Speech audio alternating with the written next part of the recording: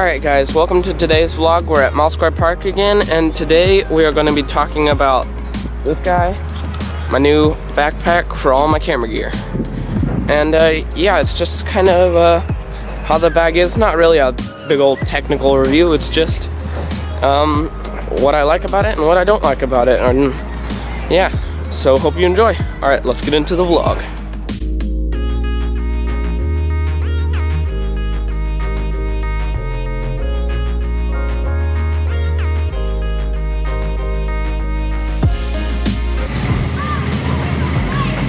Alright, so this is the Lowepro ProTactic 350AW. Looks cool.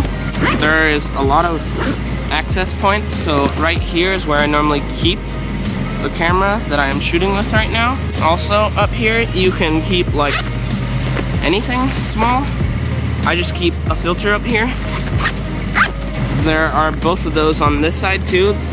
This is really cool. You can put a tripod leg and then attach this. This is where you open it in the back, and by the way, the straps are really nice. There's a lot of padding.